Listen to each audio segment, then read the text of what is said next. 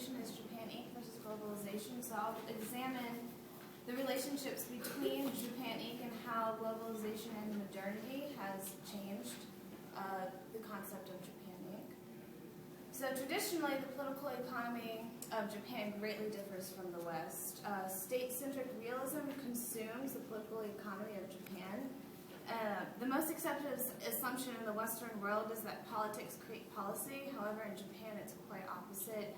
The true power, the power to make and implement policy, is rested in the hands of unelected bureaucrats. And the Liberal Democratic Party of Japan has had a one-party rule from 1955 until 2009, but there was a brief departure for 11 months in 1993 after the end of the rebel economy. So despite this gilded democracy, Japan has been able to create a globally competitive economy.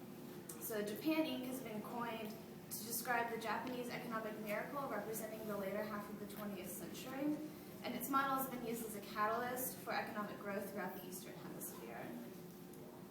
So Japan Inc. can be broken down into three distinct relationships: the business-government relation, industry-industry relation, and labor-management relationships. So for the business-government relationships, it's a reciprocal partnership between business and government with the ultimate goal of increased domestic capital. It's a policy of guided capitalism and administrative guidance, so it's heavy government intervention on behalf of capitalist goals.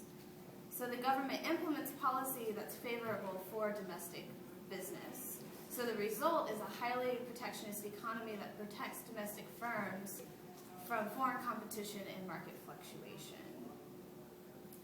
So for the industry-industry relationship, it's based on cooperation and collaboration. This relationship is best defined by describing the keiretsu firms within Japan. And a keiretsu firm is a family of corporations that cooperate and engage in strategic planning together. And there's a vertical and a horizontal relationship within the keiretsu firm.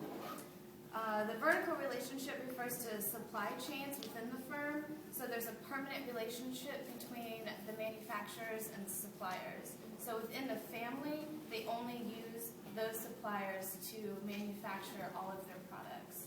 And the horizontal relationship is mostly based on finances. So each keiretsu firm has their own in-house bank that allocates almost interest-free credit and below market price credit for the firm. So these create overlapping relationships of cross-shareholding and preferential trading and lending amongst the keiretsu firms. The labor management relationship is really based off of reciprocity and minimal division between the labor and the management. So there's usually a singular group identity that shadows every single company employee. So an employee loyalty is shaped by the company's incentives for lifetime employment and for fair wages. And this relationship brought innovation and success to Japan Inc. So in the wake of globalization and modernity, Japan's corporate governance has been greatly challenged. The combination of increasing external pressures to conform to neoliberal economic policies and the collapse of the Japanese bubble economy in 1993 was really a big catalyst for economic reform within the government.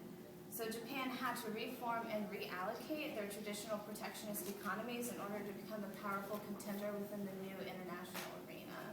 So Japan Inc., with increased modernity, has been failing under the pressure of globalization due to rigid embedded mercantilism and the inflexibility that is within Japan Inc.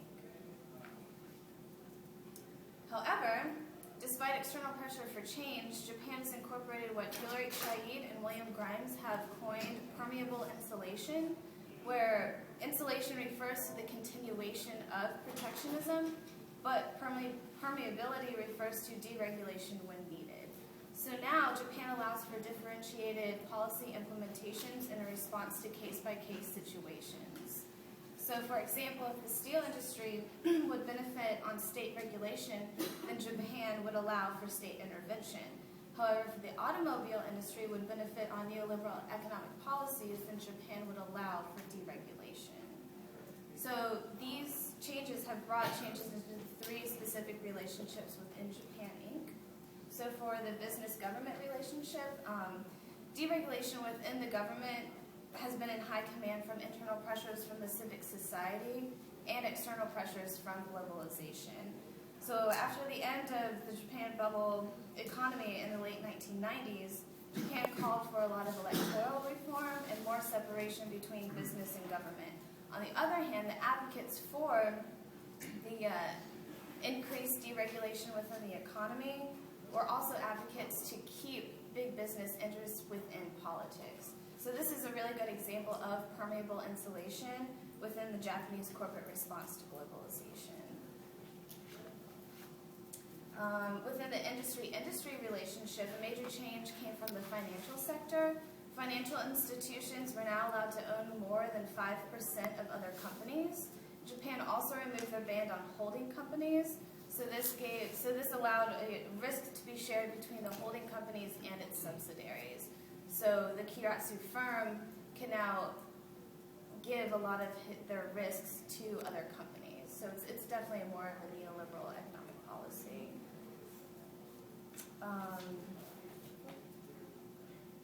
Within the labor management relationship, due to all of these industrial policies, the companies were forced to reduce their labor costs, so in turn working conditions worsened. So every aspect of the labor benefits that came with labor management relationship has been reduced, and this relationship was the hardest hit from globalization and modernity.